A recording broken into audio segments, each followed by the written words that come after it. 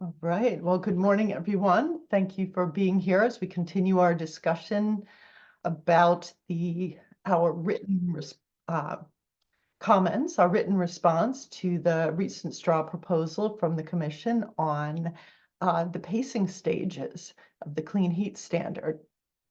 We had an excellent discussion at the full tag meeting last Thursday, and the pacing subgroup was able to have a small debrief or a short debrief afterward.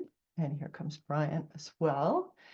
There were some excellent comments that came out. I felt that both supported what we had put together in our document and also some good points expressed so that we can further clarify what we've got put together. So thank you, Deirdre, for posting the minutes. Our main objective today is to bring this document farther along. And I'm about to share my screen. And as I do that, I'm going to work this document backwards. In all of our meetings, we've been talking from point one. And the first couple of topics on the straw proposal are likely to continue to promote the most discussion. So I'd like to make sure that we're comfortable with all of this document and are not missing anything. So we're going to start with the last part of it, which again assumes that other things are resolved. So right now we're just looking at the process that's been proposed. And while I pull up my screen, any comments that people would like to share after having some time to further reflect on the discussions?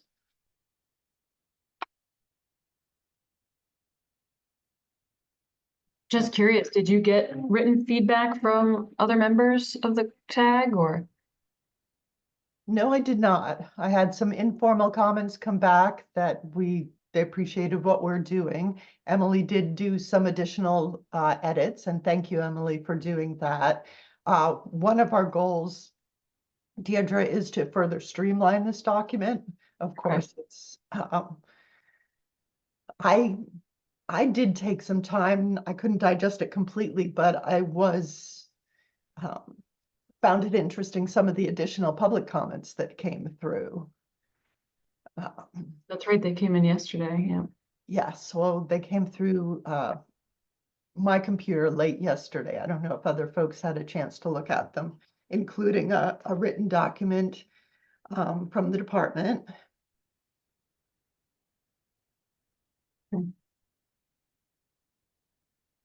Thanks, I was just curious. Sure. No, I think or others, did you come away with the impression that much of what we put into this draft was supported by the larger tag group? TJ, Haley, or did you come across any particular items, or Emily, that would change our approach at this point? The one that, I mean, there was that whole back and forth around the fuel sales data. Which is one of our fundamental, I agree, Emily. Yes, that's. So that was one where I kept trying to dig in, but then I was like, there wasn't enough time. I was cut off, but I was trying to understand, like, what is the suggestion? Like, what should we do? You know, because I heard like problems with every possible data source, but what I don't feel like we got to is, and therefore what we should do is X. So well, and I think when you started to press, it came to even taking it to the extreme of statute changes, and we need to back off and look at this is what we're working with now. And I don't know that we can answer that question for the commission at this point, and that may be the thing we need further exploration. TJ? Well, Emily, are you asking about the concern about the actual data? But aside from like the statute concern, but the issue that Matt Coda has raised, that some of the data may not, the 2023 tax data might not be appropriate to use because of, includes other things that are not thermal. Is that the question you're asking, or are you asking something different? Yeah. Matt was like, seemed to have a lot of concerns with using that tax data, but I was left unclear about whether those issues are surmountable, because my understanding from talking to Colin Smythe is that, he's working on some mechanism to back out the non-road fuel sales and kind of use that as the basis for the inventory. And I don't know, Michelle, I had to step away for a second, so I don't know if you mentioned the comments that I sent, but I tried to flesh this out to try to explain that a little bit. So I'm hopeful that Colin has solved this for us and that we can therefore use the tax data with certain adjustments, but it wasn't clear to me that Matt agrees with that assessment. And so if I could, Emily, yeah, TJ, thank you for asking that clarifying question. I do believe Colin was talking about the fact of taking the non-road diesel out is something that can be addressed. I was also hearing from Matt the concerns about things like non-thermal use of propane isn't broken out anywhere. So it goes beyond that. The non-road diesel is addressed, but some of the other use, what I heard was the focus was the propane in particular. Yeah, and it's unclear to me the magnitude of that issue. Like, how much does it make a difference?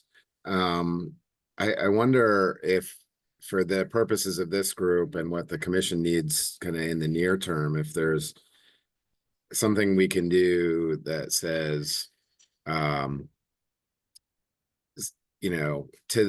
the extent that we can remove the appropriate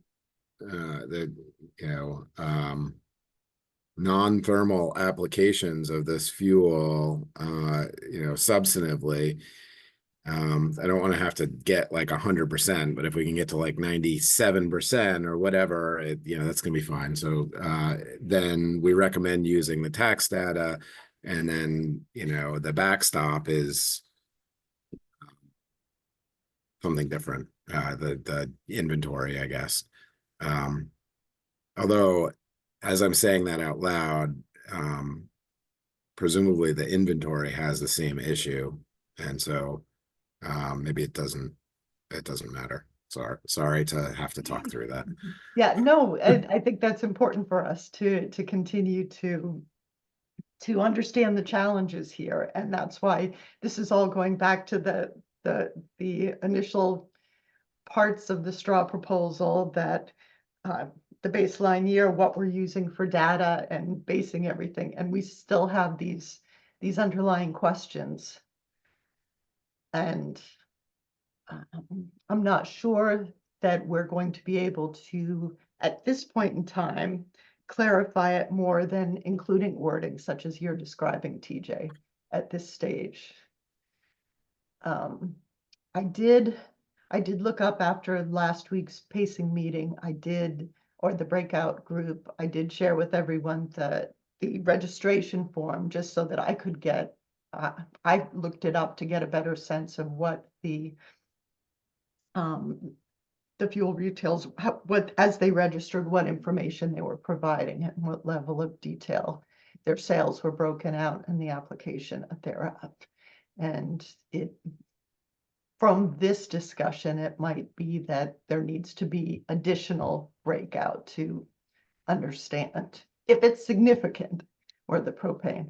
Does anyone know at this point in time, is it publicly available to see what the proportions are, for thermal sales? Are we Is it just pulling numbers out of the air, 60% oil, 25%, well, no, it would be the other way around. Majority of natural gas, fuel oil, kerosene, propane in order of magnitude. Is that information available at this I point? think the EAN report has that broken down fairly nicely. I didn't look at Majority that. being heating oil, I think. Okay, that would help guide us with the numbers for understanding how, where propane falls and all of that. Okay, It so, just, I don't want to give it too much more weight than it. I don't know how much it deserves, but there was also concerns expressed about that report, also not incorporating the data correctly. So I just want to make sure that we get to the bottom of it. I don't want this group to emphasize it if it's not like a major issue, but I also don't want to ignore it if it is a major issue. So. well, and that's something that we, I'm happy to take that on to do a quick review and share information. And Brian has come on screen. Do you have some, No, I don't have the answer, of course. No, no, not if, the if answer, somebody something asked you can me, I All would the say, answers, Brian. I think I would say ask public service, but yeah, TJ is correct that the EAN report is all based on tax department data. So we need to go back to the source. If I wish Colin was on this call, but I think the issue remains exactly as TJ described it, is we don't have a requirement. The tax department, all tax says that fuel at the same rate, so they don't break it out. And unless there's a, doesn't need to be a statutory requirement, it can be a regulatory requirement that, requires folks to say, it's this much fuel and this is what it is, then do that breakout. We don't have that data going backwards. And Colin works a lot with some of the state implementation tool data and some of the federal data. That takes some time, and that's going to be a very rough estimate. And I feel like you would get comment from the regulated entities that doesn't provide a high enough resolution to be able to accurately describe what their obligation, how that would reflect on what their obligation might be under this regulation. So, long way of saying, like any scientist, we need more data. Yeah.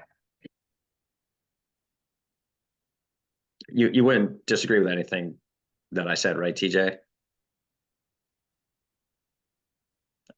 Nothing you just said.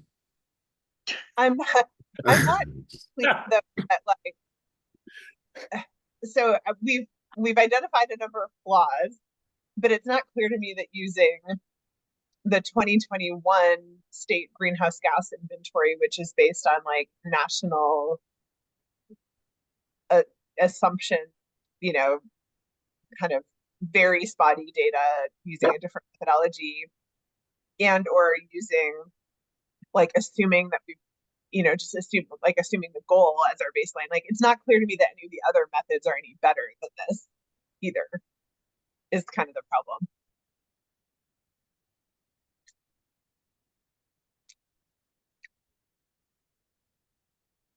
Yeah, I agree. I with that, Emily, completely. And it's, what the inventory uses and that tracks with historical data. And so I think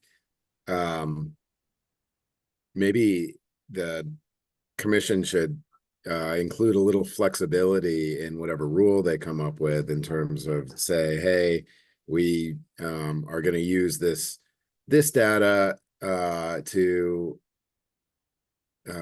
establish the pacing, and unless we get better data, and commission will put that in good language in the rule, but that just give them an out there. Yeah, and I agree, TJ. We're alerting them to the problem, and this is the sort of thing that the commission in a rulemaking or in an order is very good at navigating. So it seems to me that that would be sufficient for our purposes at this point. Excellent. And I have shared for those folks who don't have computer screen access, Matthew Baker Poole put in the chat a table taken out of the Energy Action Network report that's listing the relative annual fossil heating fuel sales.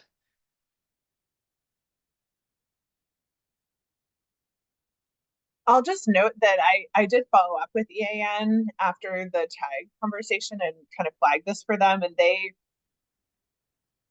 it I think reflects a little bit of confusion with this statute language, that like the impression they got from that language, like a thermal not including non-road, was that it had already been removed somehow, I think, and I don't know. So just the statute language around the removal of the non-road fuels is a little unclear. So I think it'll be important to make sure everybody's thinking about that the same way. We'll make sure we keep that in the document, Emily.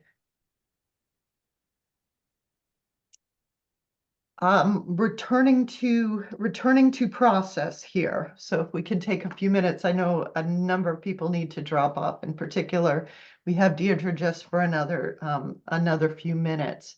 If we go back to the process steps that we've been talking about, again, hypothesis, we have established a baseline. We presume that we have a reliable data resource for doing these calculations. Are we comfortable with the steps that are laid out?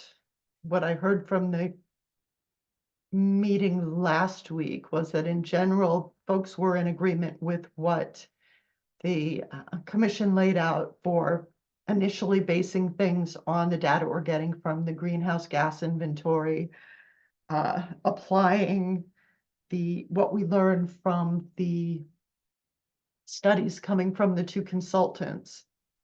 As we discussed last time, the fact that the measure mix and how clean heat credits are achieved is a function of the measure mix. It's not simply a matter of cutting down sales of each of the different fuels. So the basic premise of we accept a weather normalized baseline on data still to be refined to make sure that we've got as accurate as we can find at this point in time. Set a trajectory for overall emissions reduction, and then translate or reconcile that to life cycle emissions as defined in the current statute that we're discussing. Since we last had those conversations, has anyone done further research or have recommendations that we adjust our response?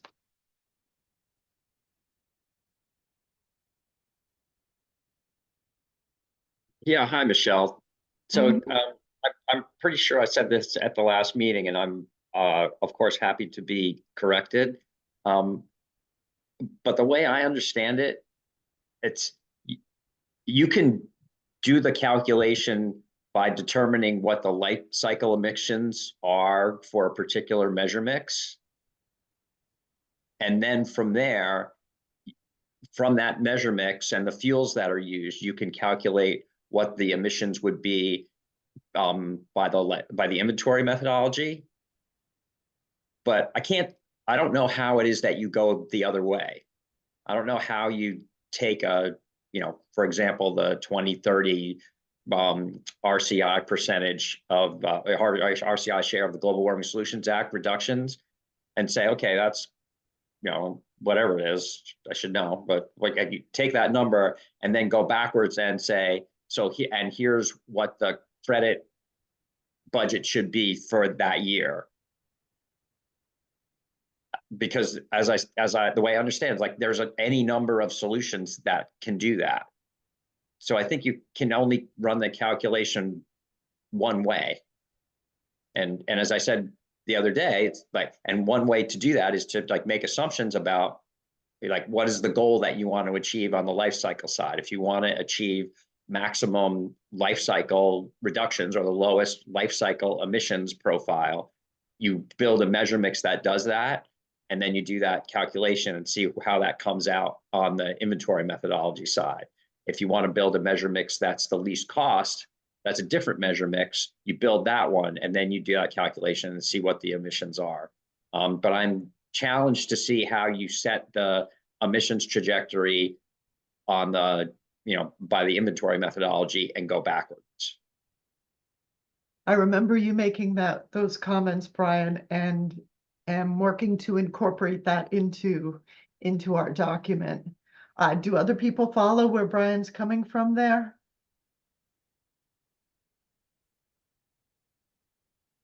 I'm getting some thumbs up here, and it's subtle, Deirdre, in that it's talking about incorporating the data, the information that's coming from the consultants, and establishing a trajectory, and then making the connection with the information we've got from the greenhouse gas inventory. So, yeah, 2 points of note here, just for everybody. The potential study will come up with a couple of scenarios that do exactly what Brian's talking about and say, here is a least cost optimization, and then maybe it's a front loading low income measure optimization, and there'll be a couple of those, I think, to be determined. Least cost will be one of them. And I completely agree. I actually don't think it's really addressed in the process approach. If you look at this, so I guess this is topic 5, number 5, or number 6 has this reduction in carbon equivalent emissions is the obligated entity's proportion of emission reduction that must be translated to clean heat credits. And that's true. It's almost like there's another step here in then saying, how many clean heat credits do you need? Because you're getting to the obligation, and you need that measure mix in order to kind of set the priority, I guess. Does that make sense? Maybe I'm plugging it into the wrong spot here, but. Hey, Chair, are you meaning like how many credits do you need total for that year? Yeah. So it's not necessarily just you're saying here's the GWSA reduction, and here's the you're applying that percentage on how many you need.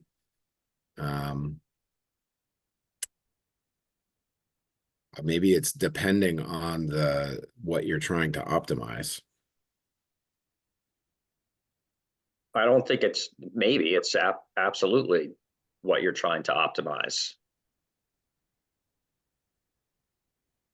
And again, I'll repeat myself. It's like whatever the measure mix we pick will not be the measure mix that actually occurs, but that's not necessarily an issue because the commission has the ability to correct over time to see what trajectory you're on. But somebody, and I don't know if it's the tag or somebody else, but the commission has to pick what the objective is. And we've talked about what a few of the objectives could be, like what measure mixes could achieve. And then I guess the tag could present them all and say, you want to do this, use this measure mix, and then that's what the budget looks like over time. And if you use this measure mix with this support of this objective, that's it looks a little bit different.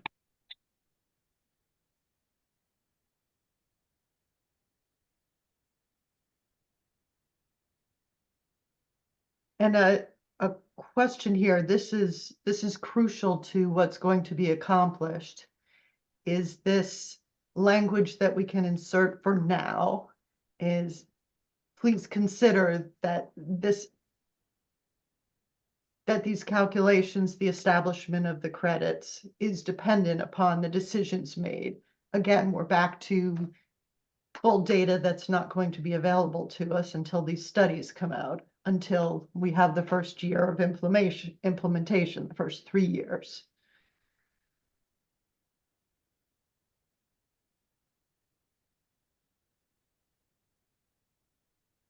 Or am I mishearing things that Well, we're looking at the numbers when I'm trying to make sure we're understanding how to apply this to the process document. So it will have information in like October for this, but we're just trying to set the process now. Mhm. And so in between, it sounds like, to effectuate what Brian you're saying, and what I think I agree with, is between 5 and 6 on the process here, we need to describe like some sort of, determination on optimization, like what we're targeting here. And I don't know, I think the commission has discretion on that, so. And at this point, I don't know if all of you caught Deirdre's message. She did have to step off for another meeting, so we won't get immediate input from the commission today. Actually, so do I. So good luck. Thank you, Brian. Appreciate your joining us. See you, Brian. No, I think that's right, TJ. That language should be simple enough. Thank you, Rick. guess- And Haley? Yeah, I guess my question is around, the language itself, like if there's language added about needing to optimize, like how does that actually impact like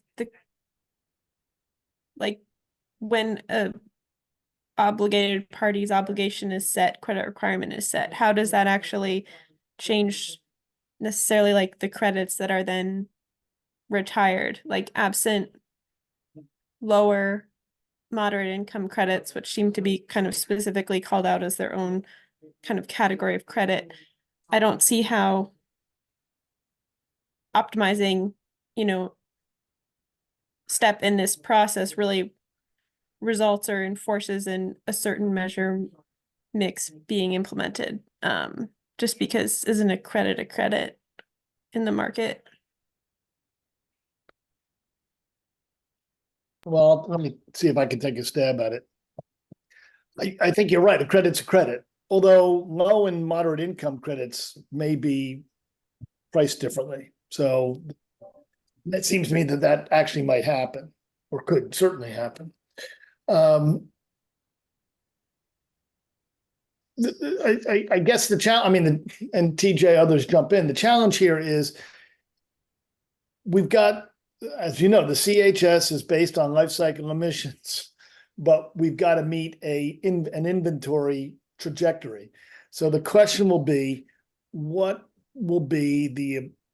is likely to be the best set of measures that result in life cycle emissions reductions that also have the necessary effect on the inventory? And it's that question. So if all you care about is life cycle emissions, it would seem to me that optimizing the portfolio would be fairly straightforward. We'd know what are going to get you the most emissions, and you'd have a stack, like a cost curve, an industry cost curve, essentially.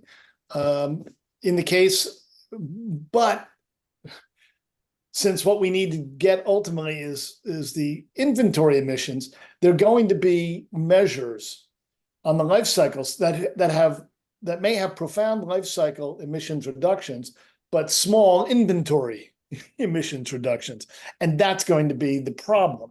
Is this making sense? So consequently, you're going to spend some time thinking about what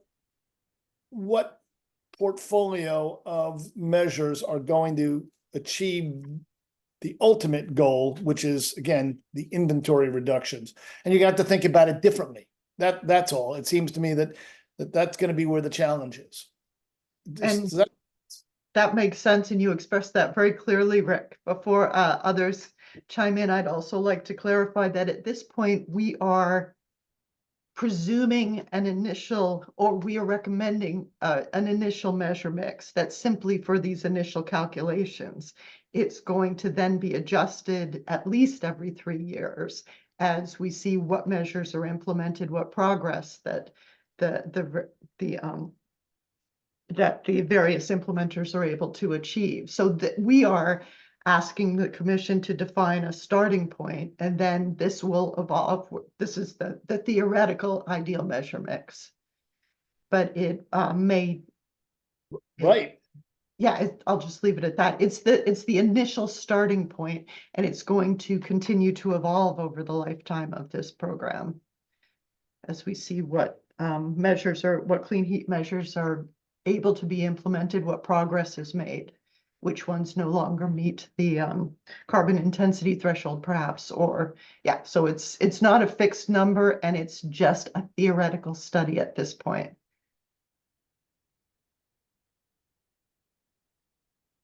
Is that helping or not, Haley? Yeah, I think that helps. Yeah, I think that it would be helpful to see the language on paper.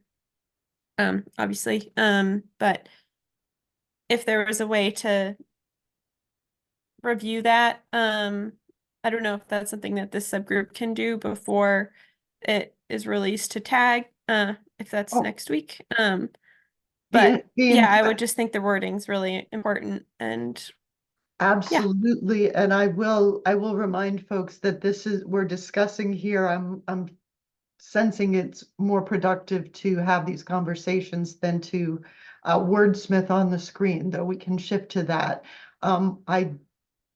My intent is to continue to incorporate the input that you've been providing, and also that came out of last week's tag meeting, and ask. Well, I'll ask now, are the subgroup members here available to look at the document? Let's see, today's Thursday. Possibly late Friday, certainly Monday, Tuesday, for feedback, and continue to do that wordsmithing to make sure that we do have language that's clear and reflects these concerns that we have better clarified for ourselves. It's Monday. Let's just focus on planning on, are the key members of the subgroup here? Will you have time on Monday to review a document and get back to us? I will. I can look at it Monday. I'll be away, but I can look at it on my phone. So I hate to dip into your that's fine. appreciated, but That's appreciated. part of the deal. That's why TJ gets paid the big bucks. Yeah. Right. Does that work with your I just wanted a little schedule? sympathy. That's why I even mentioned it. I should have just Yeah, said and you will. guess. I You don't know. will. I should have just said I can do it. No, that's okay. And I'm trying not to say, and I've got to figure out how to work on this over the weekend. So Yeah. yes. You all Yeah. have the deepest empathy. But the fact that we are all here on this call and thinking about this shows that, yes, the commitment to this cause. So Haley and Emily, will that work with your schedules? yeah, that'll work for me. I am out next week, so you'll just have to proceed without me.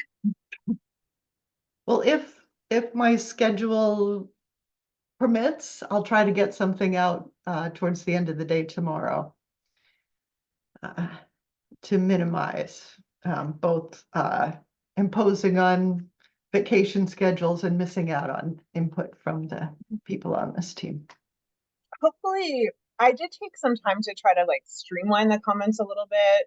So hopefully if you can work on That's- my.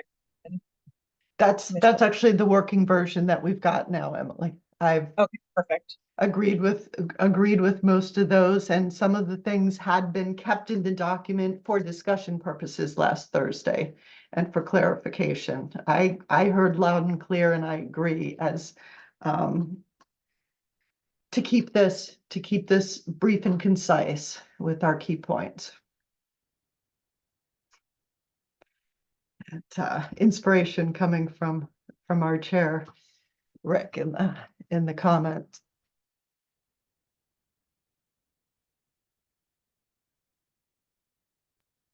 Little bit of Shakespeare just to keep things light. Always appreciated.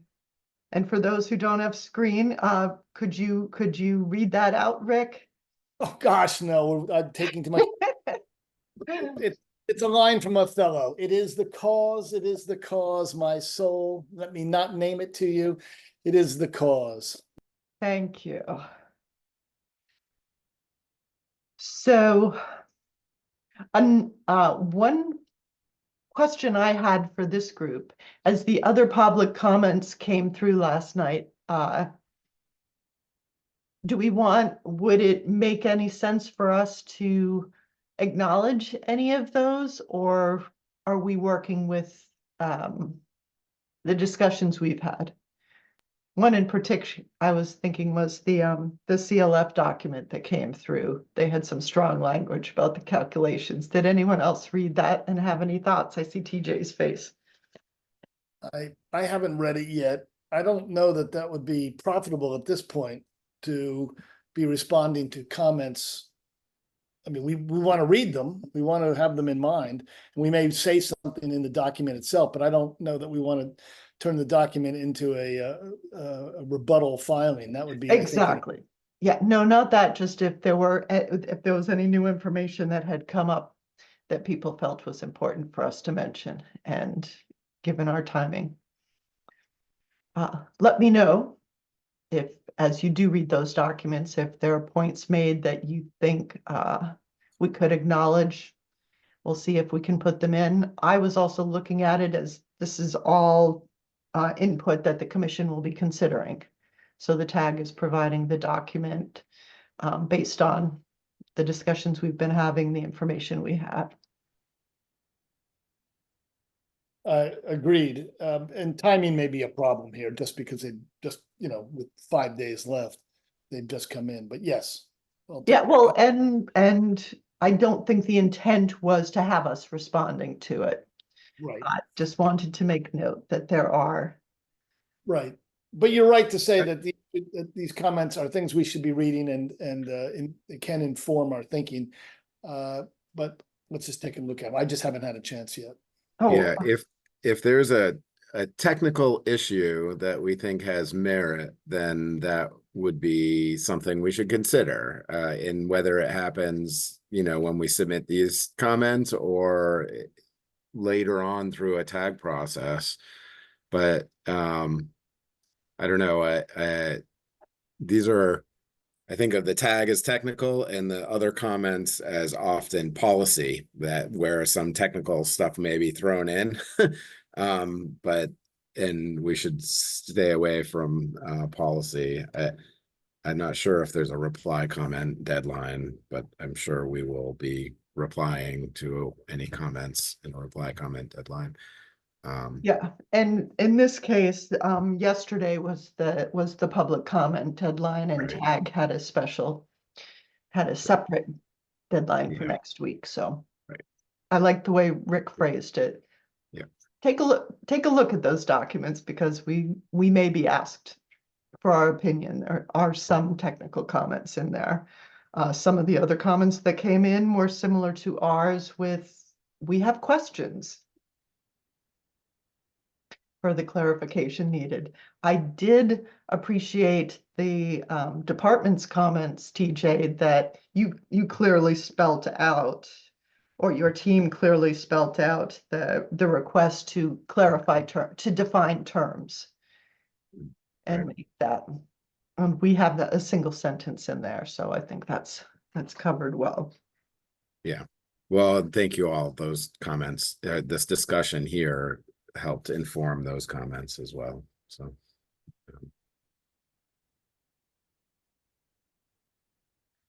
So what I'm hearing from the group at this point is that with some clarifications primarily based on Brian Wood's comments last meeting and that TJ and Brian have been spelling out, and making sure we include the nuances that Emily's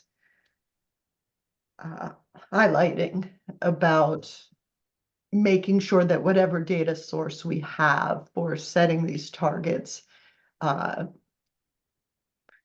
is consistent in breaking out non-thermal sector fuel sales. So we've got an insertion to the actual calculation process, further clarification on the data resources, which is really a request to the commission that further thought discussion needs to go into that after more data is available.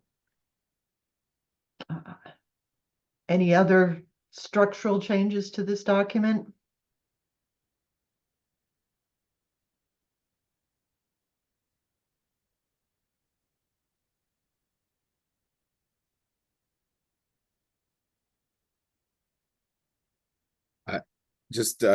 I read this document with Emily's changes really quickly. I'll look at it again either this afternoon or tomorrow, and provide any other comments on hers, but I think it's looking pretty good. So. Okay, and to simplify things, I should have time later this afternoon. I will reshare Emily's version with the spots where I've accepted things where we've made notes to insert the changes so that we're not duplicating effort, so that you'll have the most recent version.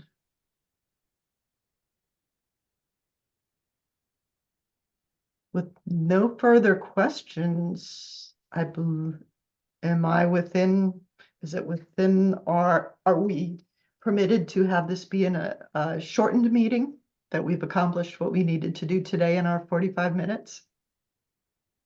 No, you have to stay on for another.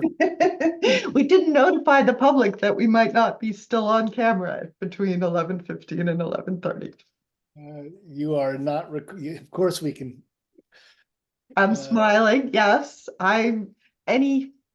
Are folks open to adjourning at this point so that we can continue our individual work on this? And there will be, I will get a not complete but further annotated draft to this group, to this pacing subgroup, before noon tomorrow. And more of a working document Monday. And any additional comments I'd like to have our draft ready to share for Rick's final review. His name's the one that's going to be on the bottom, ready for review and sharing by Tuesday. Right. All Right. right. And do me a favor, just make sure I'm on your distribution list. I wonder if I missed one or two emails, which is entirely, could be user malfunction on my part, but just when you send the updates around. For this document, we'll keep you. I'm not sure. We will make sure that you are copied on all the iterations here, Rick. I appreciate it. Thanks. Well, thank you, I everyone. would also voice that request. This is Matthew Bakerpool with the Department of Public Service.